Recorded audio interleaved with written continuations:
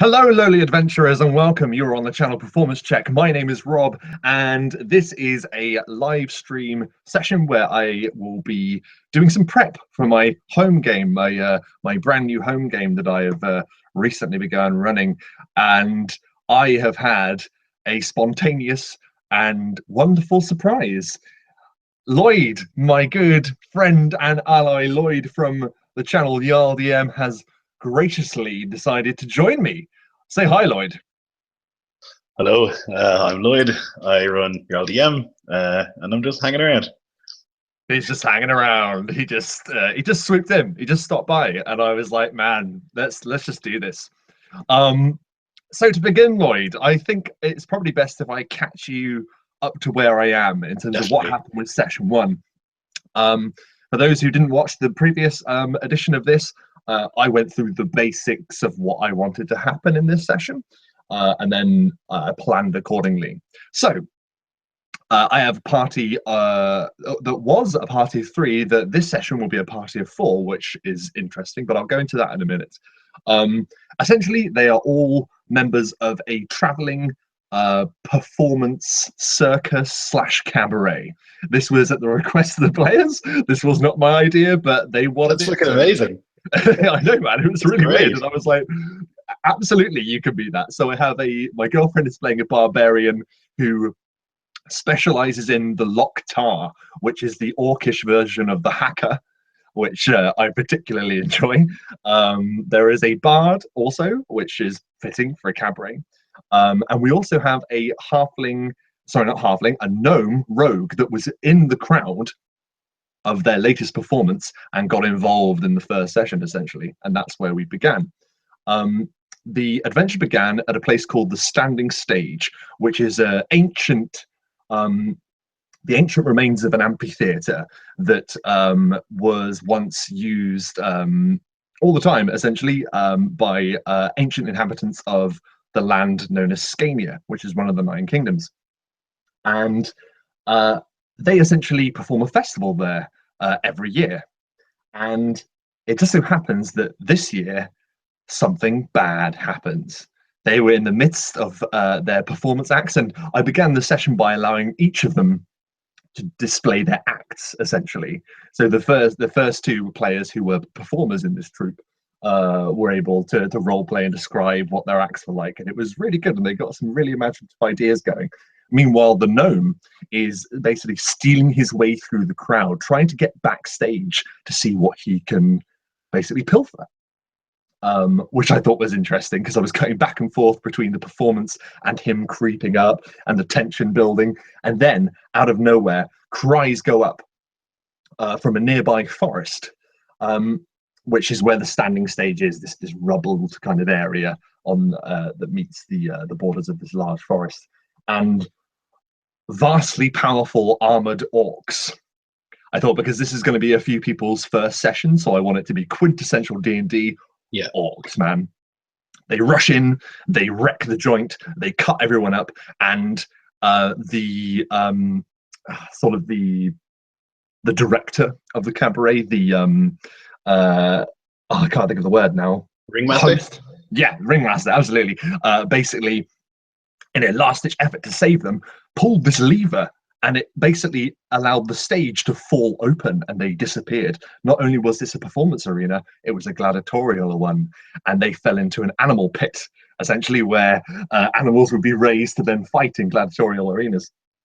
To cut a long story short, they then had to navigate their way through the catacombs beneath the stage, discovering the ancient relics of a strange performance cult that now haunts the area beneath the stage. They did battle with some ghostly marionettes that I basically just reskinned scarecrows with. And it was pretty exciting, and they really enjoyed it. They managed to escape, and they were able to flee to the nearby fort town of Ironreach, knowing full well that these powerful orcs were not to be trifled with. And basically that was the end of the session.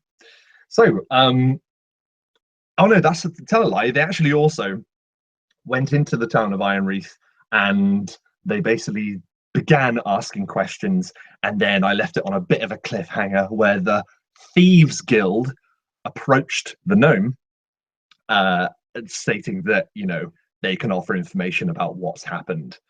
So that's where we are. We're in Ironreath, and these guys are still, you know, fresh-eyed. They became level 2. They went through an awful lot of stuff. It was actually quite a long session in the end. It was about 6 hours actually. So they leveled up. They're now level 2, and yeah, this is where we are at. I should explain. I'm doing something a little different with this campaign as well. It's much more, I say, sandbox. I like to make a lot of my stuff sandbox, but this is more free form, I think. As they're brand new, I don't want to push them too hard in any direction because I want to see what they respond to as they're brand new players, most of them. And that's where I'm at. So, essentially, I'm basically going to explain about what these orcs are, because this is my plot point, essentially. The orcs are known as the Broken Chain. They are a collection of, they deem themselves to be freedom fighters, as they are freed slaves. And they are led by a particularly malicious orc named Lashback. And I explained about Lashback in my last stream. Lashback, it got his name, was awarded his name because as a slave, he succeeded in taking 100 lashes to the back and remaining conscious. However, his many attempts to escape being a slave were met with horrifying punishment, and his toes were cut off, essentially. So he managed to escape, and that's a story that I'm going to go into later on down the line, I think. But because of this grievous injury, Lashback is forced to wear these giant metal leg sort of binders that increase his height, make him 10 times more terrifying, and he's sort of clomping around on these big metal, basically leg stirrup things that bound to his legs. So he's like the villain for the first arc of the campaign, I feel. So that's where I'm at.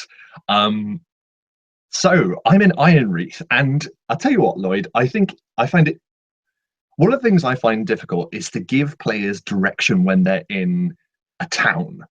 I figure if there's only one way for them to go, then generally I can kind of predict what's going to happen. But I'm deciding not to do that in this case. I want this to be a much more freeform, much more sandbox kind of experience. So how do you kind of give your players direction in terms of a situation like this? So I guess like I would just drop seeds in, like a couple of hints, you know, like whatever's in the town. Maybe, you know, it's a typical town. There's like a smith and there's a temple and whatever, a tavern. Just have like some NPCs chatting about side quests, I guess, in our quotation quotes, yeah. Just like oh, there's some sort of nasty boar loose in the forest, and we really need to. He's been, you know, messing with the crops or whatever. Just whatever it is, you know, little minor things to get them kind of working for people in the town, getting to know people in the town, getting to care about the town, and then you can destroy the town, and then they're like, no, you know, that's generally my that's true. You know, okay. Good. Like, what's the direction you want them to go in? Like after the orcs, because I feel like they're probably much too little to go after the orcs. Yeah, they are, and that's why I thought it would be quite cool for them, because they worked out they did manage to learn that these are a collection of quite organized orcs, which isn't particularly common for their kind in this area. And they actually discovered that they are known as the Broken Chain. So they do actually have a lead. They know what these guys are called. So I thought, I have two basically leads. One, as I mentioned before, they were approached by the Thieves Guild. I'm doing that because I like the idea of these people not being the Thieves Guild, but saying that they are, which I think is pretty funny. One, offering them information about the Broken Chain if they perform certain duties for them, you know, brokering information for deeds, a bit like Lawkeeper's last session. Or I could allow them to basically go off on their own to find their own leads about the Broken Chain. And I was thinking it might lead them to the remains of the slavery camp that they were once held in, um, or they perform the duties for the Thieves Guild and have to undergo a quest to get that information, but in doing so are given the opportunity to level up a bit before they go after the orcs, if we're thinking mechanically. Who are the slavers? This is the thing. I feel that the slavers are the just the governing body of Ironreath and a number of the towns, basically. Okay. I was thinking because it's more it might have like been private stuff.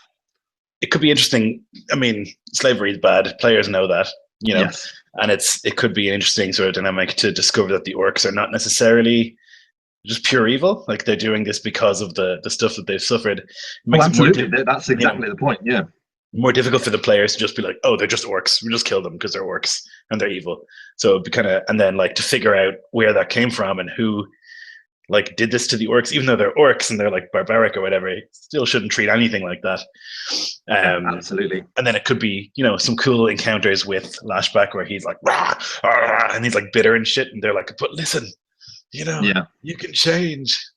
This is it. And the other thing I should mention about the Broken Chain is that they are so organized and they are so well equipped, because I like the idea that Lashback, having escaped and have become sort of the natural leader of these orcs, essentially, because it was his bid for freedom, like you were saying, not actually an evil deed. He just wanted freedom, like for his people as well.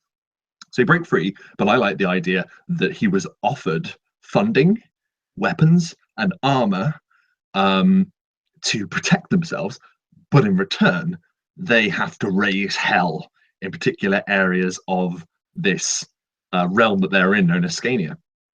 And I was thinking the idea is that whatever this organization is, I have a few rough ideas. Whatever this organization is, they're sowing seeds of despair and hatred and fear throughout the land to make the land more susceptible to their big plan, essentially. It maybe like a ritual or something.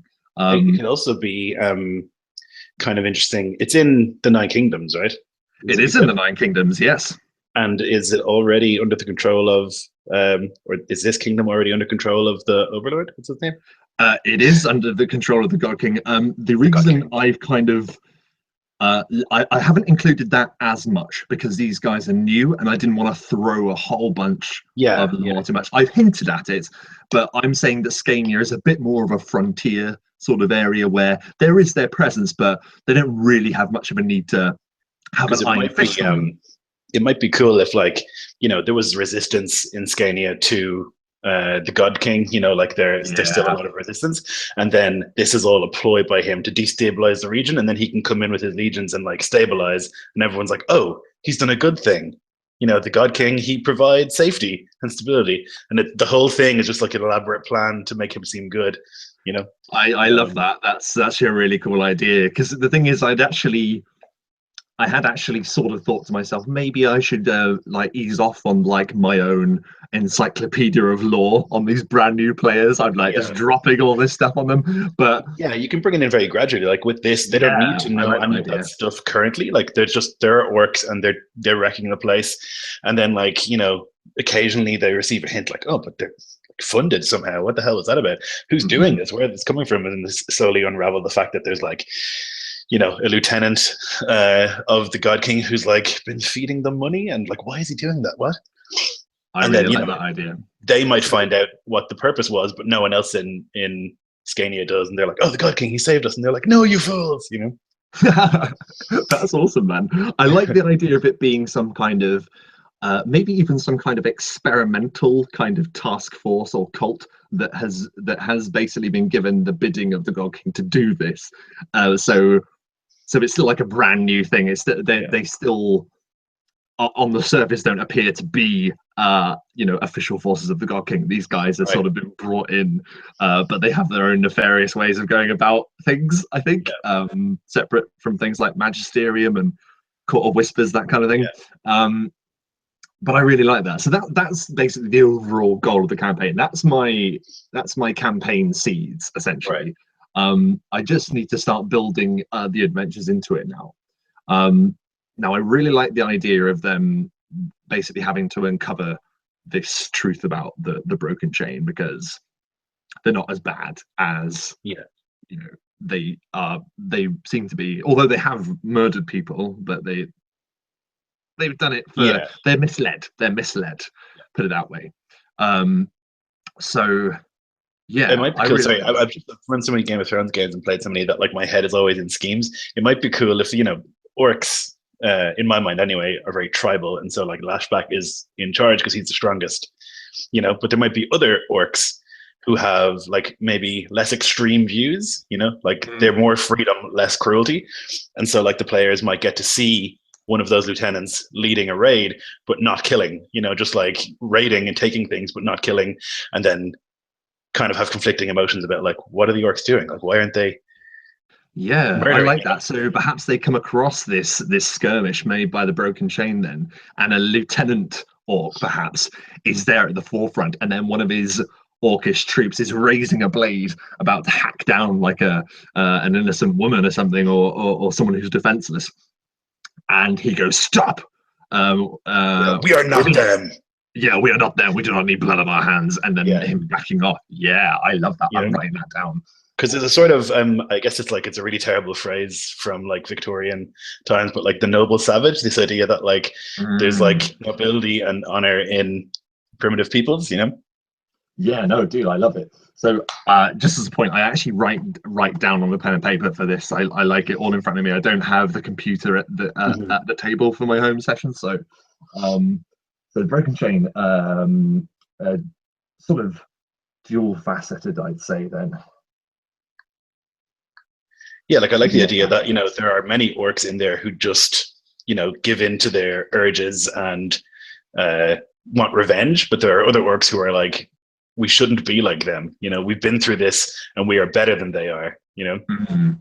Yeah, definitely. I really like that.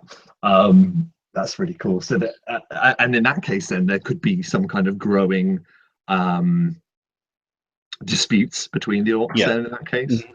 Um, And then the and players potentially down the road could like, learn to or get to know one of these lieutenants. They see him a few times and they have like disputes, but they never like the lieutenant might beat them, but let them live, something like that. yeah, And then down the line, I mean, sorry, it's all big theme stuff, but like down the line, they might see a challenge.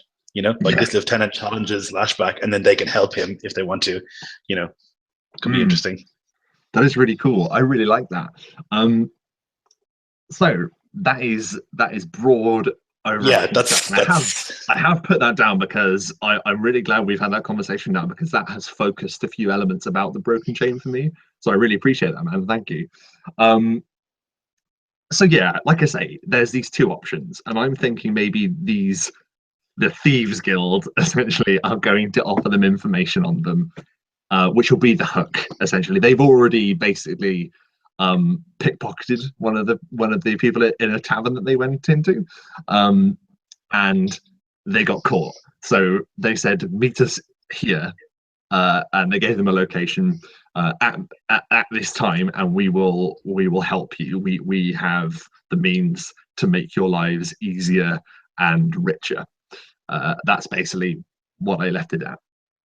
So yeah, they can give them this information. Now, what would this fake thieves guild have them do? I wonder.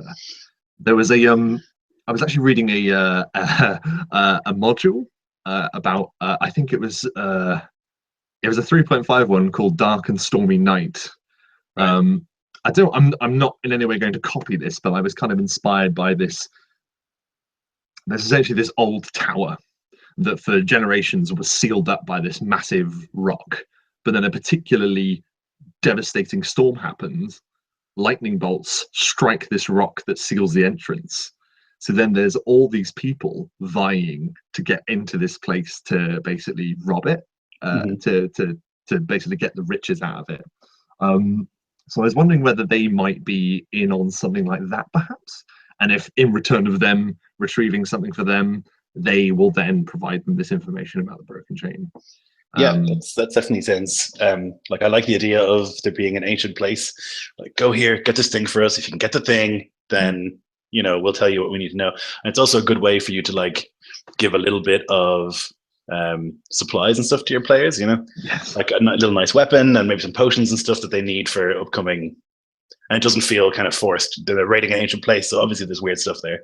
Yeah, and also because I mean, as I mentioned before, we're having a fourth player join us tomorrow who wasn't able to make or decided that they wanted to play after we played the first session. Um, so that means that two of my players are basically brand new, absolutely brand new, never played before. So I don't want it to be too like if you and I were playing and the Thieves Guild or whatever said, go and do this and this and this, we would be a bit savvy about it. We would try some different things. I want it to be almost a standard dungeon to teach them, to show them Right. the ropes of D&D, as it were. Yeah.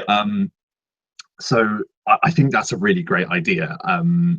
So the question is, this is something else that I wanted to run by the stream, and I'm really glad to hear for this because you'll be able to respond straight away. The character that is joining us tomorrow is going to be a druid. And I decided that the battle that was commencing at the standing stage, there's a lot of bloodshed and fire.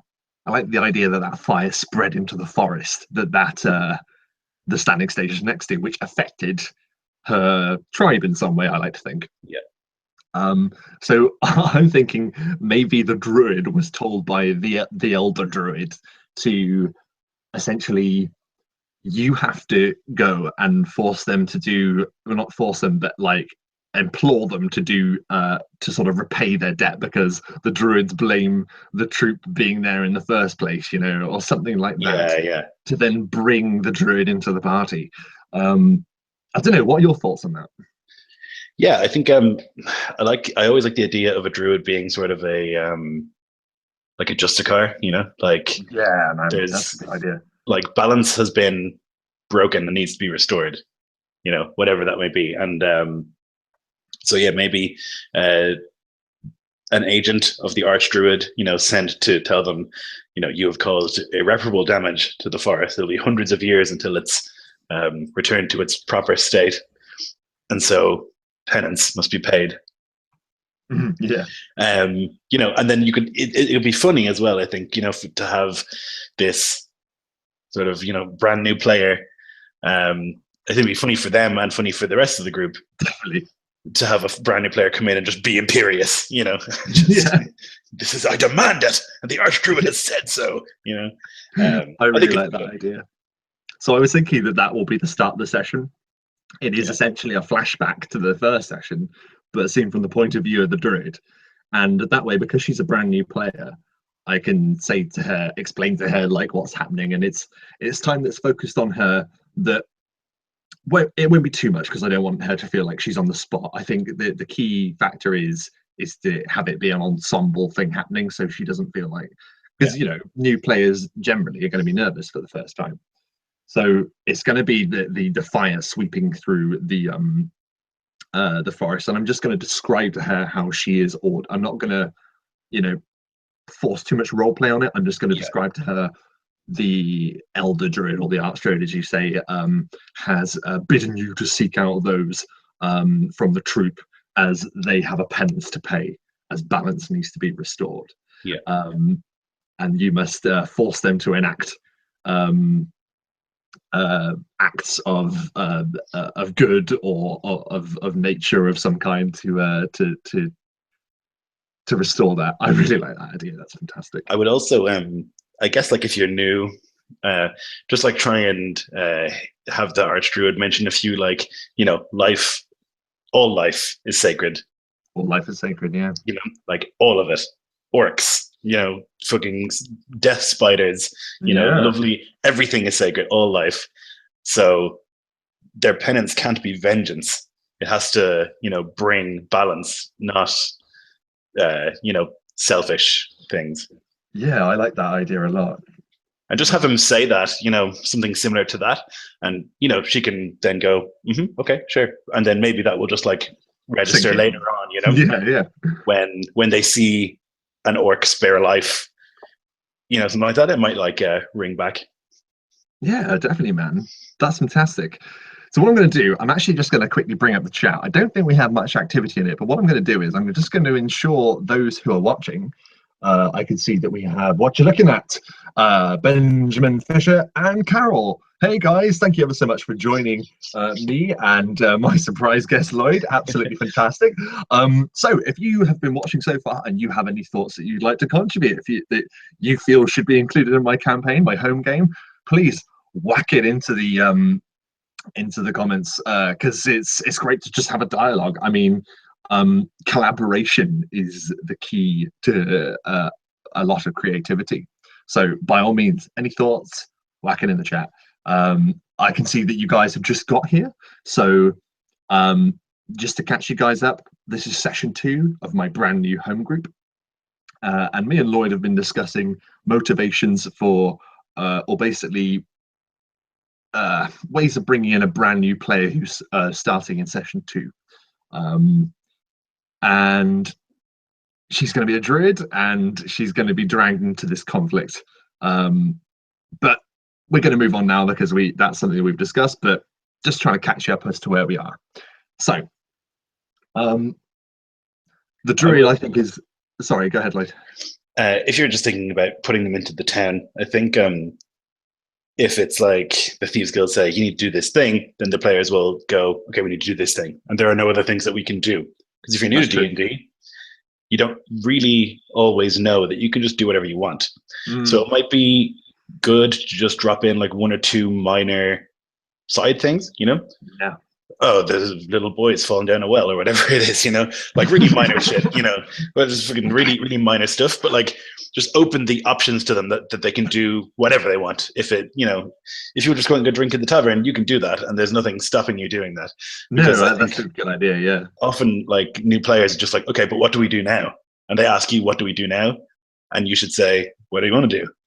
And like that's kind of a hard switch for a lot of new players. I think like the idea that it's totally open. Yeah. And if you want to sandboxy, just like throw in a few really minor like fetch quests, go over here and get this thing, bring it to this guy, really minor video game shit. But no, I completely agree. And I think that minor video game shit, as you call it, is completely valid, especially for new players. And as I say, I want this to be more of a fluid, non-linear sandboxy kind of experience rather than me just driving home the story like I do more with the online stuff that I do. So and obviously we have more time as well. I mean, that's just another factor. So I love that. I mean, just thinking of a fetch quest off the top of my head, what if someone owes the barkeep money? That's usually quite a good one, isn't it? I think that's like surprisingly deep for a little minor quest. Somebody owes the barkeep money. Yeah, because why do they owe the money? Why haven't they paid the money? And is it okay for the players to bully this person to get the money? Like it actually shows a lot about the characters, how they react to that situation. If it's like some poor drunkard, who's just like having a bad day and he owes the barkeep some money, and the players go and they're like, "Where's the money?" And he's like, "Please don't hurt me." Then that's already like a moral quandary for the players, But that's the sort of stuff that I really like. I mean, yeah. It's pretty simple to me. The guy is drunk. He hasn't paid his tab. He needs to pay up. Yeah. That's all there is to it. But it's how they will deal with that. I think that will be interesting. Like if he doesn't have the money, I don't have any money. What are they going to do? Beat him up? It's like that's like a really major decision for the players. Yeah, absolutely. Carol's just put into the chat. Well, the players can go and talk to that person and see and find out. Absolutely. I think that's I mean, that's most of the fun of D&D is you getting to choose how you react to people, and you can choose to react to people in ways that you would never react to people in real life. Absolutely. I think that's the key. Yeah. Like in real life, I wouldn't dream of going and starting a fight with someone because I owed someone money. Like not in a million years. But I would D&D. Absolutely. So it's offering those kinds of situations that I think that are pretty cool. Carol says, we had a moral quandary with my 2 players when they wanted to rescue a kidnapped elf from some dwarven bandits. There we go. And that in itself is a quest as well. Like, it's just how do you approach that quest? And do you think that that's a wise decision for your career? I'm also going to hopefully... Also, Sorry, go go ahead. ahead. No, no, you go, you go, you go. This is about like motivations. Like even with that, right? Dwarven bandits, they're bandits. Why are they bandits? You know why? Yeah. Like always ask why, and you'll get just fucking brilliant moral quandaries everywhere. Like why are they stealing an elf? Why are they doing that? You know who's making them do that? Are they just cruel, or like have they been forced to do that for some reason? Same with the drunk guy. Like why does he have no money? Why is he drinking so heavily? Like all these things That's are true. like it can be really surface level if you want, and like that's fine, obviously. And I think for like beginner game, it probably should be like That's he's it. I'm drunk, trying doesn't to have keep any it money, simple, but yeah, I know what you you know. mean. But yeah, I just can't help myself getting into this sort of like No, no, but that's perfect, dude, discussion. and I love that too. And I mean, the reason that popped into my head was um, perhaps there's some kind of it's the opposite of inflation. It's like a not like a stock crash because there isn't stock in D&D. Right? You know what I mean? Like Yeah, yeah. it's hard times essentially, and um, and he is basically out of work. I don't know what. Tell me, Lloyd, what's this guy's profession? Let's sound this out. I'm The intrigued. the guy who owes the money. Yeah, turned to alcohol to escape his painful, miserable life. Maybe he's been put out of work. Yeah, Uh, okay, it's called Iron Wreath. Was there an iron mine? there is. Yeah, sorry, I should have explained that. Iron Wreath is indeed an iron mine, It and still is. I was thinking, oh, this could be a link to the broken chain because I said they were armored. You know, they got their Right. armor from somewhere. So perhaps the mine. So yeah, maybe the mine has shut down because the slaves got freed. Hmm. Right. Yep. It used to be maybe he was an overseer. Like Ooh, he yes. just used to do that, but now he's like out of money. He's like pathetic. He's got kids and a wife, and he has no money, and so he just can't deal with the situation, and so he drinks a lot. Yeah. Right, Okay. and then that is like like there's so many layers to that. Like he was an overseer, he used to slave, which is bad, but also he has children, which is sad. Yeah. And he's drunk, which is terrible. And yeah. Ah, see, dude, that's the thing. Like, because I really like that because in some small way that is also linking the players back to the broken chain. Right. Because them escaping the mines that they were working in, um, has caused this unrest, and I love that idea It also about kind of explains why the orcs are so burly, like they spend all their time just yeah, hewing rock, and like they've basically been training them to smash skulls. Yeah. yeah. Oh, dude, that's incredible. Um, so yeah, he's drunk. Used to work in Iron Mine as overseer. Um, orcs Maybe as escape. well, just to tie in a little bit more, the orcs um paint themselves with black soot or like black dust. Mm, Um, Throwback to when they're in the mines. yeah, and now business is bad. I can't write very fast. Orcs cover themselves in soot. I really like that. In soot. Great. To what would you say that was like? Not like as a motif of the mine, Yeah, essentially. yeah. Motif of the mine. Okay, so already we have they can decide to go to the mines if they talk to this drunk dude. Mm-hmm. Um, they can try and get intel from these thieves. Um, so yeah, I really like that. In fact, that's weird because like a fetch quest, a simple fetch quest, has now transformed into a hook. Right. I think So having one more would be good. One other option out there. So there's another person in the village that needs something done, and maybe this one involves fighting something. mm, There's a farmer maybe on the edge of town, and his sheep have started to go missing, something like that, something minor. yeah, Um, and maybe favorite sheep. it's yeah, yeah, something cute. And maybe it's not just like a wolf; it's like a fairy or something that is like bringing creatures to dance, something weird and cute. See, that's the thing. That isn't, well, I don't know if I'd go that far as to. I quite like. I have sort of made this. I mean, it is sort of traditional high fantasy. It's very high fantasy. This particular I campaign, think the issue that I but have is that I've played so much that I find it really hard to just be like, okay, and it's a wolf. Just like I yeah, can't yeah, just like yeah. cut it off there.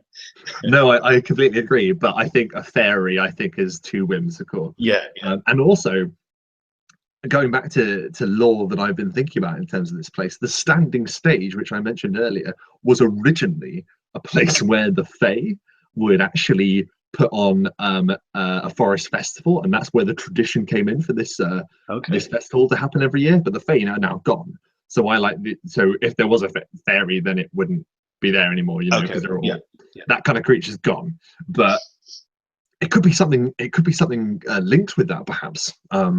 It could be fey in nature of some kind. Hmm.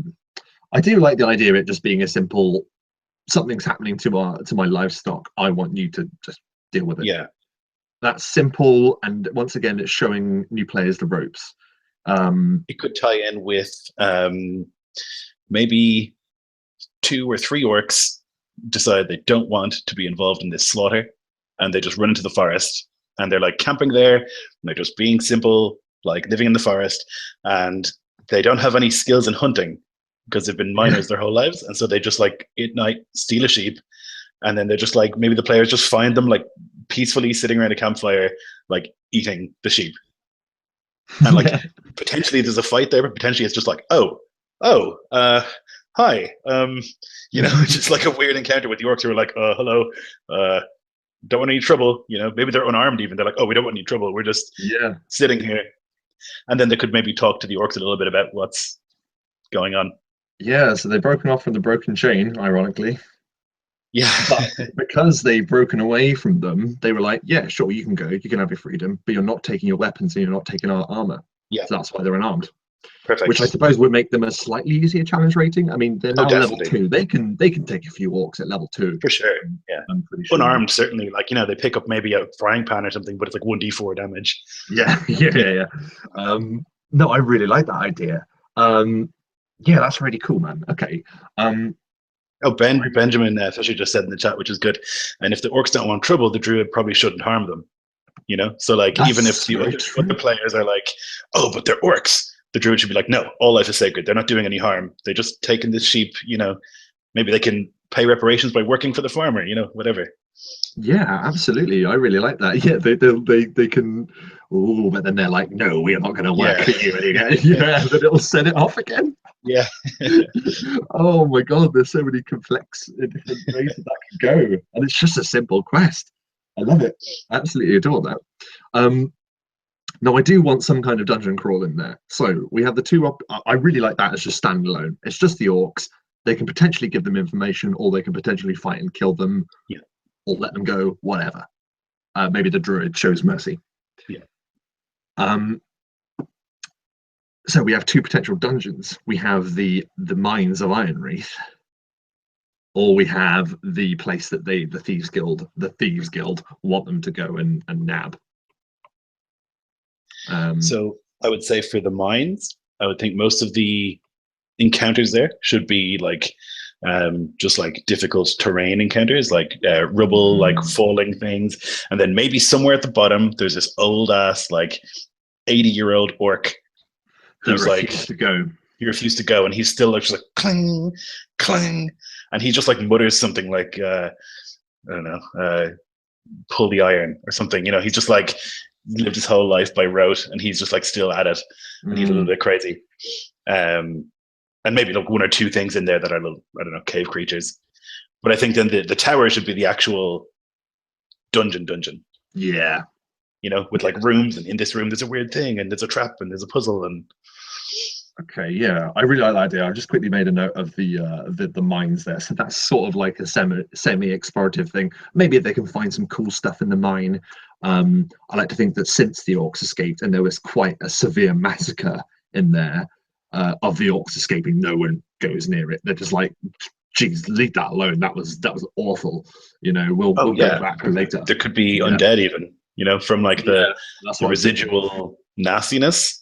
Something has risen, I'll put skeletons, undead or in question marks. yeah, just if you want some sort of fight in there.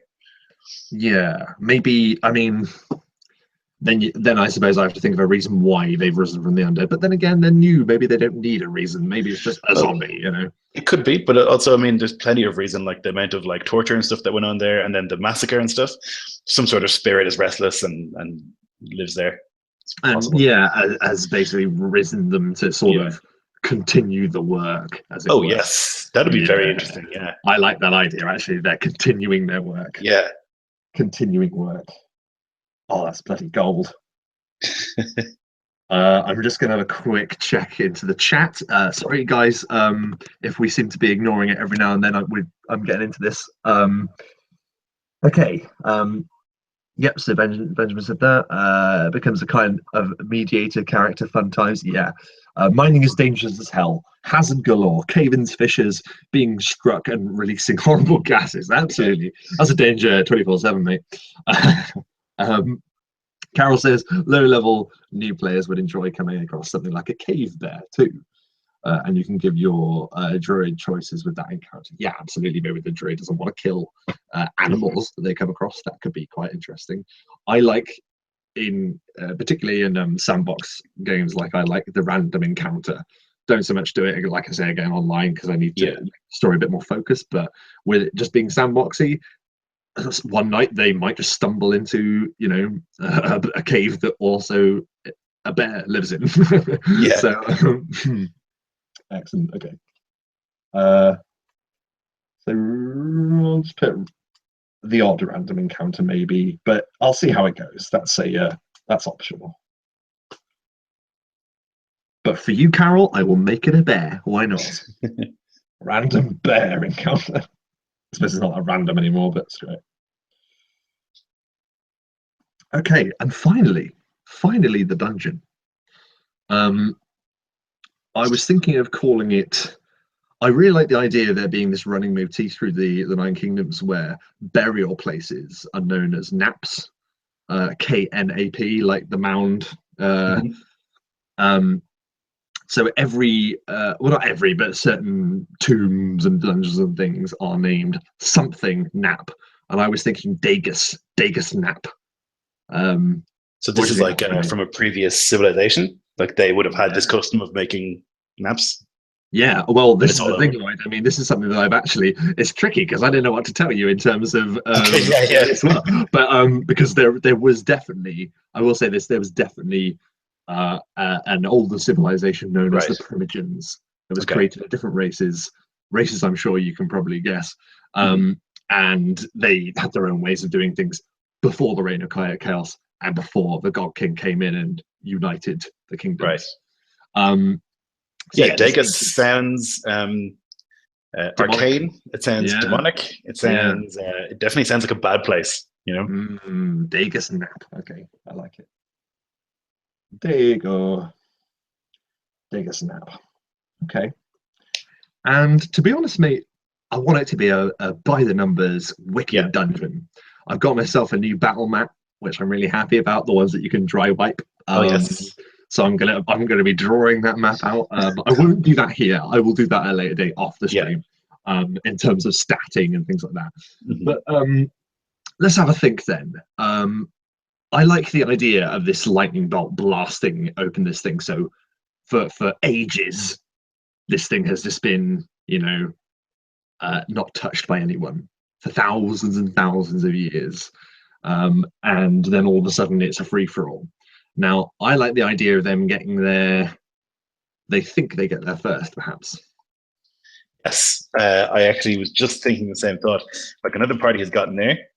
The other inventory party, and it's just mirror versions of them. Someone might have gotten there first and have fucked it up. So they might be trapped or stuck, or something, And then that's another moral question. Like, are we going to save these people? And what would be great is if they do save them, and then those people stab them in the back. That would just be tip top. It would just really make them question future decisions. These are I'm just going to read this to you. Like this is how my notes are forming up. Okay, this is what it is for that situation of them helping them and then being stabbed in the back. It says, "Other party stuck. Help us. Stab him back." It's succinct, but it works.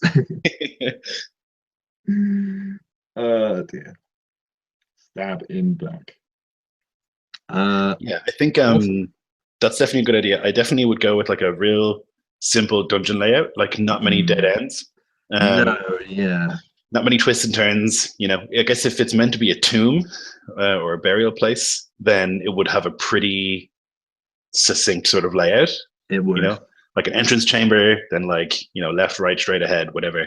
Really small, I think. For the first dungeon, it should be, you know, less than 5 or less rooms, I would say. What if, because I completely agree with that, but what if we, because I do like to mess it up a little bit, like, what if, yeah, absolutely, the layout was this this burial mound, sorry, this burial chambers with simple layouts, but I like the idea of there being this tower, like I said, that's sort of on top of it. It's kind of like built into it as a monument to fallen heroes long ago or whatever. But actually, at the very, very top of the tower, which basically no one sees because it's just a sheer obelisk of stone, essentially, at the very top, if there was some, not a chimney, but like a way through, which means that water and elements have been pouring in throughout Oh thousands yeah. of years. So there is that simple layout, but maybe one part of it is flooded and collapsed and actually opened up a caveway. So I have a simple layout with a short cave area towards the back of the dungeon, perhaps, Yeah. where water has pooled and creatures thus have. Yeah. I think it's I don't know. a good way to make it feel ancient as well. Like beyond just saying there's dust, you know, like water having eroded stone is just a really obvious, subtle and yet obvious way of saying this place is ancient, you know. Yep, so it's a burial shrine with collapsed cave in, and that will be, well, it's just an element of it from the elements. I'll put great. Okay. I think there's only 3 things I really need to consider with this, and one, I think there needs to be some kind of trap in there because that's classic. Maybe a puzzle, I don't know, but there definitely has to be combat in there as well. Mm-hmm. So, I think who is buried there is a really important question, because that would like speak to the grandeur of the place and the kind of like theme of the place. Like, was it a wizard? Was it a warrior? You know, who was buried there? Because that I think would speak a lot to the design. yeah, okay. What about if it was the original founders of Iron Wreath as it sits so close? Yeah. That's I like quite that. cool, isn't it? Okay, so in that case, then they were the ones that ages and ages ago started like mining into this into that mine. They were the first people to do it, and because of that, they became quite rich. Maybe there could have been some kind of maybe that's too complicated. I was going to say there'd be a curse on that, but I was thinking maybe dwarves, half dwarves, even like one of them is, you know, whatever his name is, half dwarven. That's like his moniker or whatever. It's just like something you could throw in there. Like that's how they figured out the Iron was there. They like smelled it, you know, like that's smell whatever it is. That's really cool, man. I really like that. Yeah, half dwarven. And then if there is a dwarven connection, then it makes sense to have sort of mechanical traps, as opposed to magical ones, you know. Absolutely. So half dwarven founded Iron Wreath mines, became rich, buried in Dagos, Nap. Cool. And yeah, mechanical traps. I do like good old mechanical traps now. And They can't be even too lethal. no, certainly not. No, but they've got to be frightening. I like having frightening traps.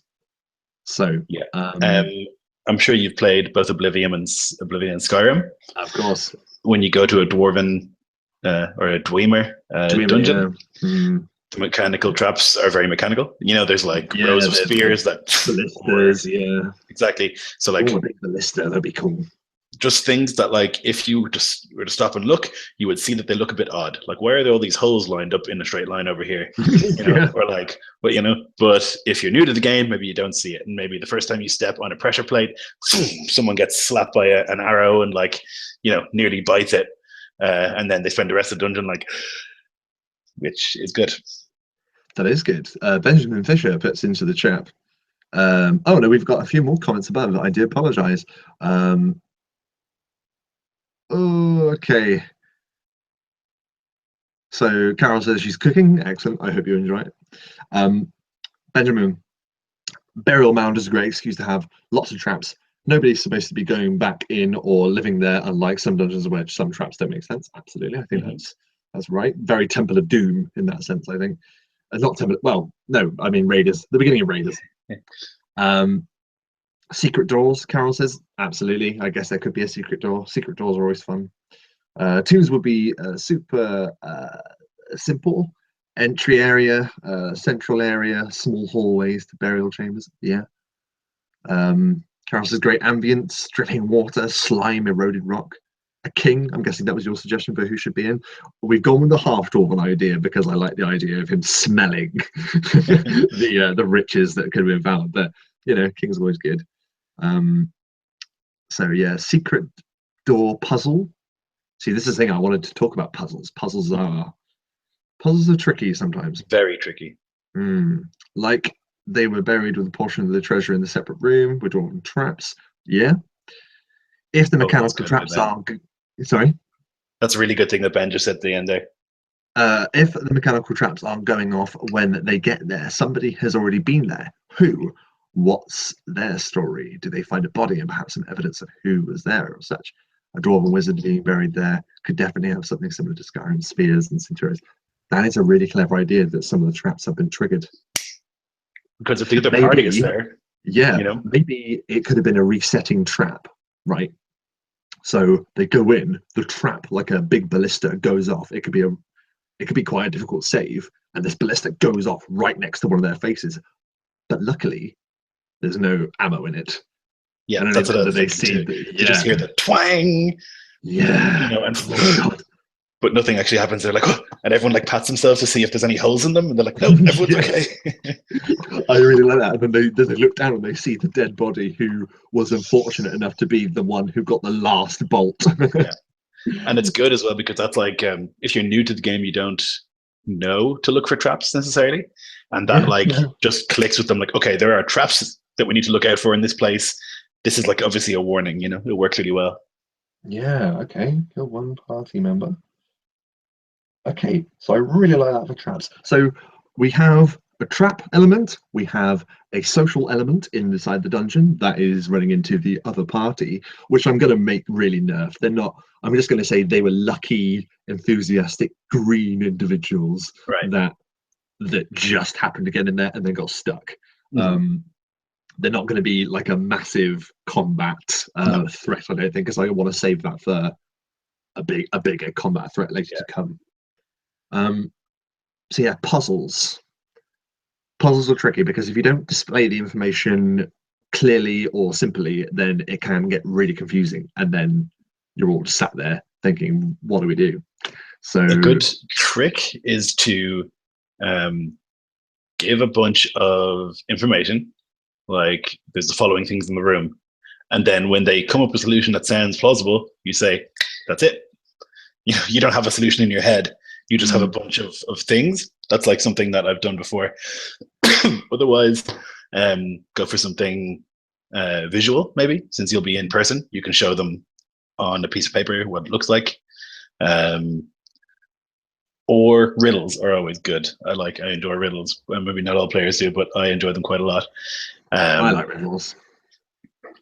And it could, maybe it's dwarf related. It could be the fact that there could be some kind of anguish over the fact that he was never accepted either as a dwarf or a human. Yeah. Something like that. So maybe the puzzle has to do with the answer is something to do with like half dwarf or half dwarven. That's tricky. I mean, a favorite of mine is the room that begins to, and there is a groove in the floor, which is large enough for one person to lie down in, that they won't be crushed. And then it just continues to, and they just have to like decide, you know, they're trying to solve it. There's no way to solve it. It doesn't stop. It can't be stopped. And then eventually one of them selfishly jumps into the hole to save themselves. And then just as they're about to be crushed, it all stops. It goes back. And then you're just left with this like, oh, where like one of them's chosen to jump into the hole. That's my favorite trap. That's hilarious. And that's also kind of a puzzle as well. Yeah. Do you mind if I steal that? That's really funny. Please do. Because that's really funny. It ends this great moment where one of them's like, okay, I jump in the hole. And then everyone else is like, what? And then you could even describe them like beginning to be crushed. And they're like, and maybe they take like 2 or 3 points of damage as it begins. And then it's just like a click and the walls just begin to recede, you know? Unless they all make the solemn pledge that they will die together. But that's great too. That's like a really good bonding, you know? None of them is more important than the other sort of thing, you know? Yeah, it's really funny. I'm gonna write that down. That's great. I'm straight up stealing that, man. I love it. So closing in walls, space for one. Lloyd, would you mind reading through some of the chat whilst yes, I make these notes, if that's okay, just so we keep it going. Yeah, Ben agrees that the idea of the first trap encountered would definitely help new players. Yeah, you could draw it. Yeah, this is a puzzle I use as well. Carl says, my son used a countdown puzzle with a timer that counts seconds backwards. If they reset the timer, it starts over. If they don't, the door that locked behind them actually opens. So it just like maybe it's an hourglass, you know, and the sand begins to run out as they enter. And then they can just like flip it, but nothing happens and they have to keep flipping it. But if they just let it go, then it just opens. And like, it's just, it's just like, those are my kind of traps that just like are really annoying, you know? Yeah, this is just you being cool. I love it. It's really funny. Carl also says, which is good. Also, as a player, my son gives clues for good rolls in investigation, etc., until we finally figure it out. So, like, if you do have a puzzle that's like a bit more cerebral, you know, have them roll investigation or insight or whatever, and then you can give them clues. Yeah. Oh, I love that. That's excellent. Okay. So I kind of like that combination of the trap and the puzzle. Yeah. That's really, really smart. I like that. It's good as well, that one, because it's like, it builds frustration, right? The players are like, we can't solve it. There's nothing to be done. And like, maybe they try to like wedge a spear in the wall and it snaps and like, they're just like, ugh! And at the end, there's like this big sigh of relief when they're all fine, you know, and they all just kind of laugh about it. Okay. There, I'm just finishing writing it because that takes a bit more explaining. So I remember it. That was the trap. Okay. There we go. Back to the chat then. Yes, Ben says it's a great trap because relationships are strained with that asshole character who jumps into the hole. Yeah, that's or true. They bond till death. And then Mapronomicon. Hello, Mapronomicon. Have you read any Griptooth series? Oh yeah. So yeah, just like Mapronomicon very kindly Dropbox me Grintooth boxes, which unfortunately, I haven't actually got around to watching it. Reading, sorry. It has been crazy, which is why I'm doing my prep for session 2 at 1:30 at night. But I will check those out, no problem. But I probably won't do that on the stream just now. But yeah, everyone's saying hi. And then when we did the door puzzle, one person went in, we broke the door down to find that letting the timer run out also unlocked the door in front of the party to go for it. Exactly. So some of them are just side counts, I think. Yeah. That we miss can be horrifying. There's a great a webcomic where a bunch of adventurers are walking through a dungeon and just painted in huge letters on the wall is overthinking. Yes. They're like, oh, but we just it's just great. That's exactly what these kind of puzzles are. Was that Order of the Stick by any chance? I'm not sure. I think it might be. Oh, but yeah, it's great. Okay. So the final thing that I think, because I think I've got so much material for a session here now, it's unbelievable. So the final thing I'm going to ask is should what should they fight in Degerslip? I'm thinking, because I was thinking, oh, maybe it could be undead in there, another classic trope Mhm. of D&D that they should be introduced to early.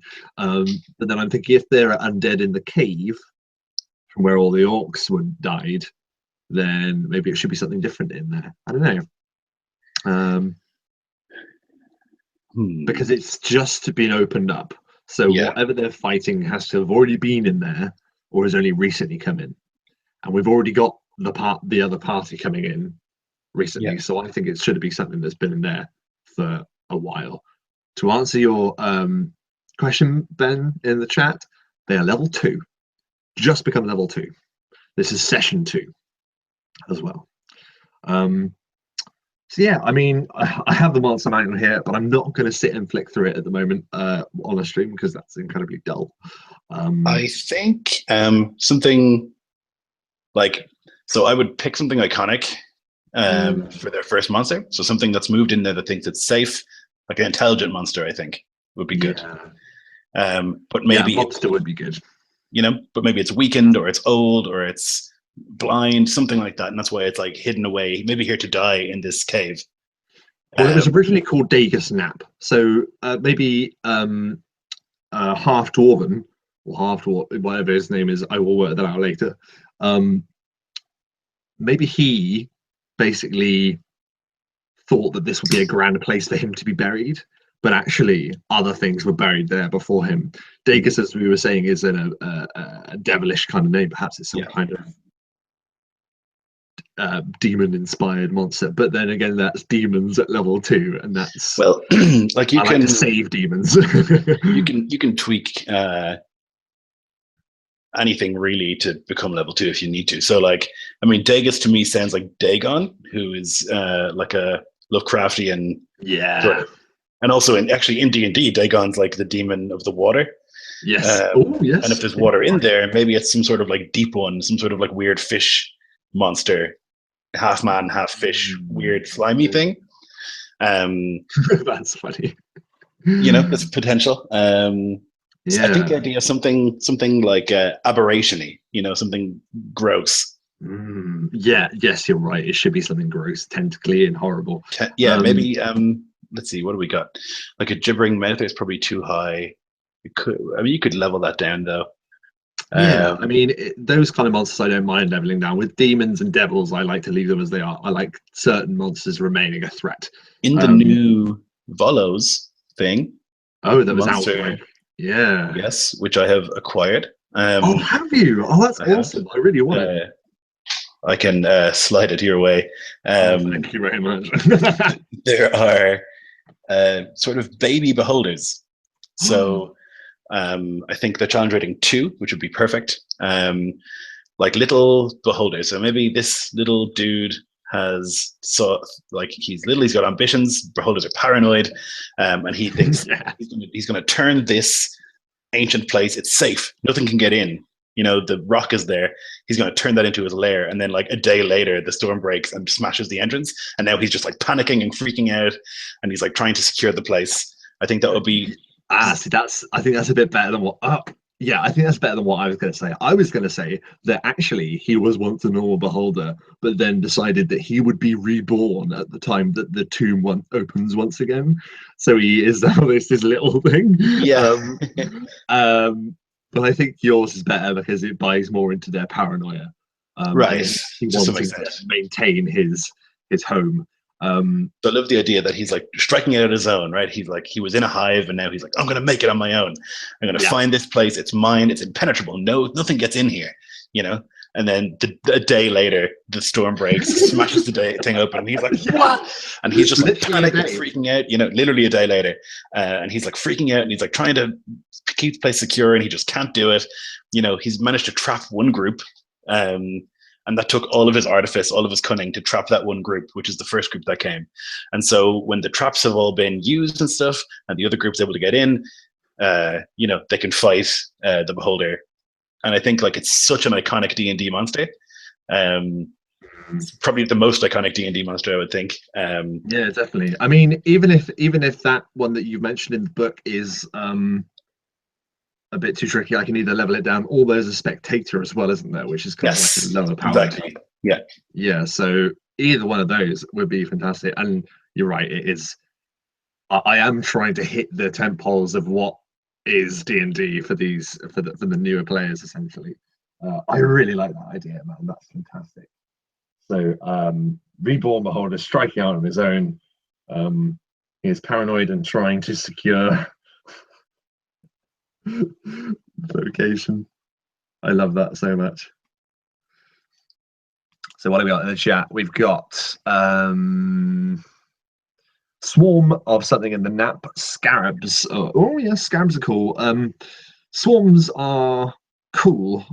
I tend to avoid them. I don't know. Like I like them as like a bit encounter, but I wouldn't want it as like the main thing. I don't know, but it's still a good idea, and it makes sense for some kind of insects to be in there.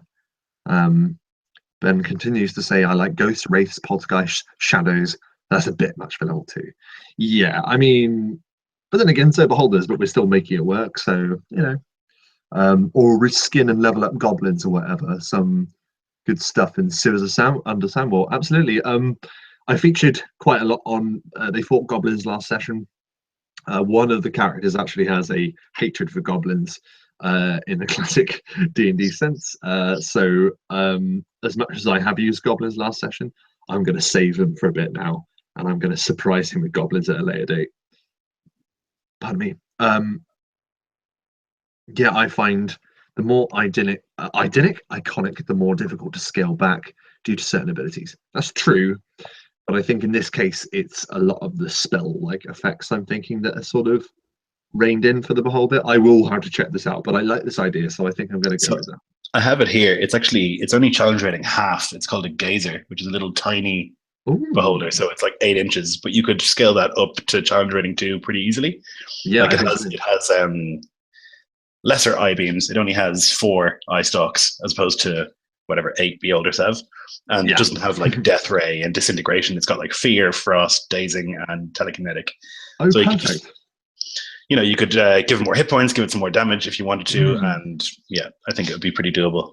And I quite like to make my fights dynamic as well. So I'm thinking he's going to be hovering like on above an island in the midst of this water. So if they're going to want to reach him, they're going to have to go into the water, I think. Actually, it could actually be pretty doable that if he was only a little tiny half challenge rating gazer, that he feels safe because there's something in the water unexpectedly, Yeah, that's what the other thing I was going to think of. I was like, either there's a really strong current or there's something else in there. Yeah. We were saying about tentacles as well. Like, yeah. Something like that. It's got to be in there. So the gazer awaits atop a plinth. A plinth in the water.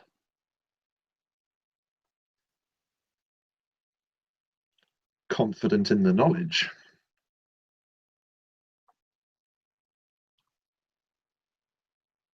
His watery guardian is laying in wait. And that's a classic as well, isn't it? Like the luring the players watcher in the into a water. situation. The watcher in the water, absolutely, man. Confident in the knowledge, his watery guardian waits. And to be honest, I think that could be anything from like a squid to I know there are definite like examples. A snake, it could be a constrictor of some kind. The other thing, there was something that I mentioned in the last stream, and I didn't get it into the game last session, but like I've fallen in love with the idea of there being an albino crocodile. At some point in this campaign. I don't know whether an albino crocodile is a bit too much for this. Like, I don't know if a crocodile works for Dagus Nap, but I want there to be an albino crocodile. I don't know why. I just love the idea. So that's going to be in there somewhere. I will get that albino crocodile in. But for now, I mean, I can look into that and work out what that is going to be. And to be honest, I think that's quite a lot for a session prep. I mean, we've got a few little quests. Mm-hmm. So to go back over it for those watching, yes, Carol remembers the albino croc for the scene. So to go over that, then we're going to begin with the druid being told that they must restore balance and show those people who were responsible for the disaster in the first session that they must show penance. Penance must be paid. All life is sacred. All life is sacred. That is something I have to hammer home. A penance can't be vengeance and stuff. They are offered a fetch quest by the barkeep who is owed money by a drunk who used to work in the Iron Reef mines as overseer. As the orcs escape, he is now unemployed and has turned to drink to hide from his troubles. So yeah, oh, there was a little note there saying that the orcs now cover themselves in soot as a deathly reminder of their fate from the mines. There is also a farmer who is losing livestock. And it turns out that some of the orcs from the Broken Chain have ironically broken off and have been stripped of their armor and their weapons and are just trying to survive, but don't want to revert to paying the farmer with manual labor if it is offered. There is also the mines that they can go and explore, which I love the idea of that, Lloyd, and the idea of the old orc refusing to leave, potentially undead in there as well, because no one wants to go there anymore. And yes, Carol, there is a random bear encounter. All of this before they are prompted by the Thieves Guild to Dago's Nap to do this dungeon that we've just been speaking about. And I think at some point, okay, this is the last thing we're going to talk about because I'm going to end the stream. I'm probably going to sleep because it's late. Yeah. But Lloyd, I really like the idea of the Thieves Guild not being the Thieves Guild. Where can we go with that? Right. So I would imagine the Magisterium controls all the actual Thieves Guilds. Not the Magisterium, sorry, the Court of Whispers probably controls all the actual Thieves Guilds. Potentially, yes. that would be my guess anyway. Yes. Without you revealing too much. But yes. So maybe this is actually just like okay, it depends. So either they're goodly, like it's just like a sort of nice organization of people who deal in information.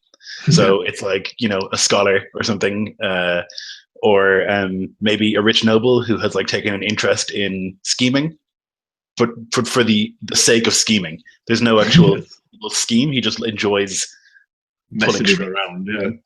Yeah. Or maybe it's like you know, a bandit sort of enterprise that are just trying to gain secrets and power and stuff so they can notoriety and So maybe they want to be brought into the Court of Whispers because, you know, there's good pension scheme and dental and whatever else there is. I like that. Maybe they're trying to catch their attention. Yeah, it's possible, you know. That's excellent. Well, you know what? I think that'll do us for tonight. I think. Once again, I've adored doing this kind of stream, and it's been made 10 times better with you being here, Lloyd. So I just want to say thanks so much for jumping in with me, man. Happy to be here. Yeah. It's been awesome. And I think next week we should try and get a World Workshop up and running as well. Certainly. Or whatever, it's good. But we will talk about it on Facebook. But just let you guys know, me and Lloyd are still definitely planning on doing our world building streams where we will be developing our own personal setting for 5th edition D&D. And if you liked this, it's definitely going to be that. It's just going to be me and Lloyd basically hammering out details, doing the work of world building rather than just talking about it. We'll actually be putting it the work to good use, I think. Yeah. So just a few things in the comments. Reminds me of the Shadow Broker from Mass Effect. Absolutely, Benjamin. I think that's a really good comparison to make. I would like to thank all of you guys who have accompanied us in the chat. That has been really nice of you to keep us company whilst we work on this. Again, thank you, Lloyd, for helping me. Those are some sensational ideas. And I will be sure to do you proud tomorrow when I unveil them with a cheeky grin upon my face. So thank you ever so much. If you've enjoyed this, then a video like this, then give it a like. If you would like to see more like this, then give me a subscribe. Also go over to Lloyd's channel, Jarl DM. Great channel, lots of Viking stuff, lots of Star Wars stuff, lots of Game of Thrones stuff. He is a top man for that stuff. It's great. And finally, yeah, thanks for dropping by. I hope all of your performances are up to standard. Wink. Give us a wink, Lloyd. There he goes. He loves it. See you later, guys. Bye bye.